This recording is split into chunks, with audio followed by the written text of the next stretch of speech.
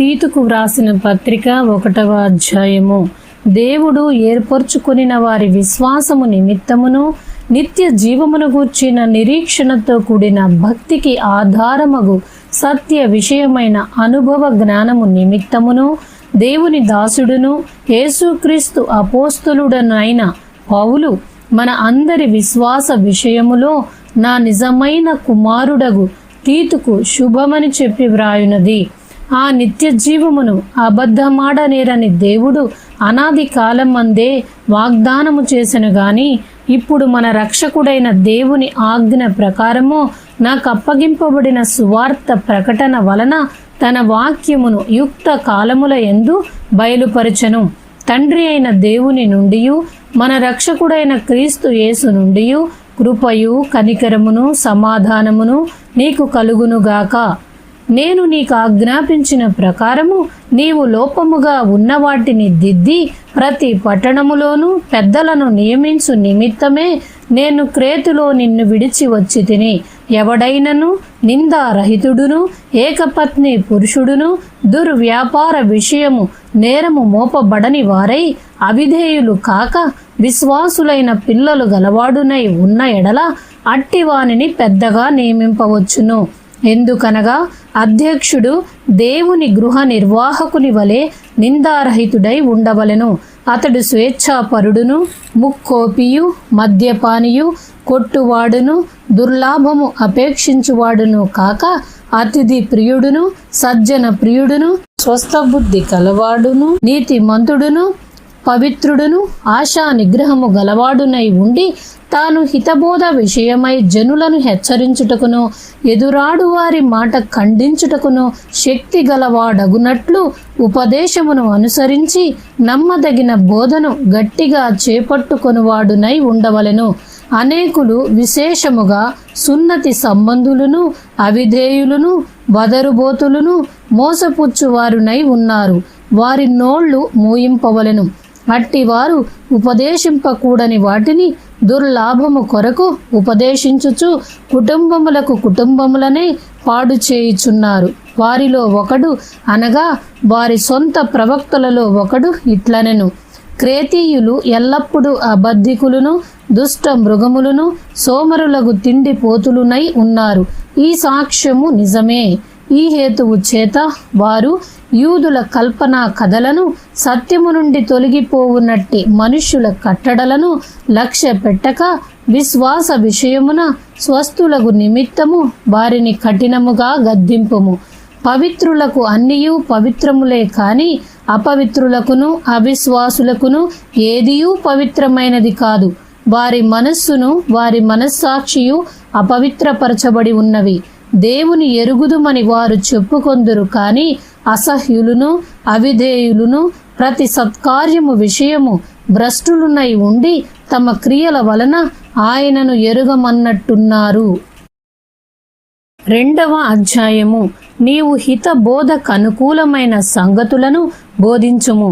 ఎలాగనగా వృద్ధులు మితానుభవము గలవారును మాన్యులను స్వస్థబుద్ధి గలవారును విశ్వాస ప్రేమ సహనముల యందు లోపము లేనివారునై ఉండవలెననియు అలాగుననే వృద్ధ స్త్రీలు పొండె కత్తెలను మిగుల మద్యపానాసక్తులునై ఉండక ప్రవర్తన యందు భయభక్తులు కలవారై ఉండవలెననియు దేవుని వాక్యము దూషింపబడకుండునట్లు యవ్వన స్త్రీలు తమ భర్తలకు లోబడి ఉండి తమ భర్తలను శిశువులను ప్రేమించువారును స్వస్థబుద్ధి కలవారును పవిత్రులను ఇంట ఉండి పనిచేసుకొనువారును మంచివారునై ఉండవలనని బుద్ధి చెప్పుచు మంచి ఉపదేశము చేయవారునై ఉండవలననియు బోధించుము. అటువలనే స్వస్థబుద్ధి కలవారై ఉండవలనని యవ్వన పురుషులను హెచ్చరించుము. పరపక్షమందుండు వాడు మనలను గూర్చి చెడు మాట ఏదియూ చెప్పనేరక సిగ్గుపడునట్లు అన్నిటి యందు నిన్ను నీవే సత్కార్యముల విషయమై మాదిరిగా కనుపరుచుకొనుము.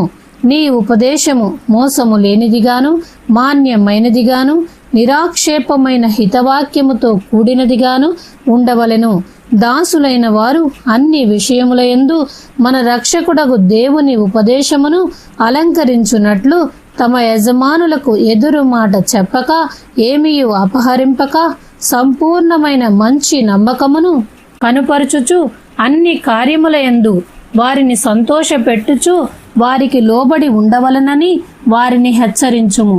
ఏలయనగా సమస్త మనుష్యులకు రక్షణకరమైన దేవుని కృప ప్రత్యక్షమై మనము భక్తిహీనతను ఇహలోక సంబంధమైన దురాశలను విసర్జించి శుభప్రదమైన నిరీక్షణ నిమిత్తము అనగా మహాదేవుడును మన రక్షకుడునైన యేసు క్రీస్తు మహిమ యొక్క ప్రత్యక్షత కొరకు ఎదురుచూచుచు ఈ లోకములో స్వస్థ బుద్ధితోనూ నీతితోనూ భక్తితోనూ బ్రతుకుచుండవలెనని మనకు బోధించుచున్నది. ఆయన సమస్తమైన దుర్నీతి నుండి మనలను విమోచించి సత్క్రియలయందు ఆసక్తి గల ప్రజలను తన కోసరము పవిత్రపరచుకొని తన సొత్తుగా చేసుకొనుటకు తన్ను తానే మన కొరకు అర్పించుకొనెను. వీటిని గూర్చి బోధించుచు హెచ్చరించుచు సంపూర్ణాధికారముతో దుర్బోధను ఖండించుచు నుండుము. నిన్నెవనని తృణీకరింపనీయకుము. 3వ అధ్యాయము. అధిపతులకును అధికారులకును లోబడి విధేయులుగా ఉండవలెననియు ప్రతి సత్కార్యము చేయుటకు సిద్ధపడి ఉండవలెననియు మనుష్యులందరి ఎడల సంపూర్ణమైన సాత్వికమును కనుపరుచుచు ఎవనిని దూషింపక జగడమాడని వారును శాంతులునై ఉండవలెననియు వారికి జ్ఞాపకము చేయుము. ఎందుకనగా మనము కూడా మునుపు అవివేకులమును అవిధేయులమును మోసపోయిన వారమును నానా విధములైన దురాశలకును భోగములకును దాసురమునై ఉండి దుష్టత్వమునందును అసూయ యందును కాలము గడుపుచు అసహ్యులమై ఒకనినొకడు ద్వేషించుచు ఉంటిమి గాని మన రక్షకుడైన దేవుని యొక్క దయయు మానవుల ఎడల ఆయనకున్న ప్రేమయు ప్రత్యక్షమైనప్పుడు మనము నీతిని అనుసరించి చేసిన క్రియల మూలముగా కాక తన కనికరము చొప్పుననే పునర్జన్మ సంబంధమైన స్నానము ద్వారాను పరిశుద్ధాత్మ మనకు నూతన స్వభావము కలుగు చేయుట ద్వారాను మనలను రక్షించెను. మనమాయన కృప వలన నీతిమంతులమని తీర్చబడి నిత్య జీవమును గూర్చిన నిరీక్షణను బట్టి దానికి వారసుల మగుటకై ఆ పరిశుద్ధాత్మను మన రక్షకుడైన యేసు క్రీస్తు ద్వారా ఆయన మన మీద సమృద్ధిగా కుమ్మరించెను. ఈ మాట నమ్మదగినది కనుక దేవుని యందు విశ్వాసం ఉంచిన వారు సత్క్రియలను శ్రద్ధగా చేయుటయందు మనస్సుంచునట్లు నీవి సంగతులను గూర్చి దృఢముగా చెప్పుచుండవలెనని కోరుచున్నాను. ఇవి మంచివియు మనుష్యులకు ప్రయోజనకరమైనవియు ఉన్నవి కాని అవివేక తర్కములను వంశావళులను కలహములను ధర్మశాస్త్రమును గూర్చిన వివాదములను నిష్ప్రయోజనమును వ్యర్థమునై ఉన్నవి కనుక వాటికి దూరముగా ఉండుము.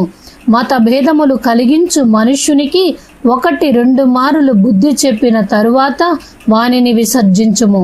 అట్టివాడు మార్గము తప్పి తనకు తానే శిక్ష విధించుకొనిన వాడై పాపము చేయుచున్నాడని నీవెరుగుదువు.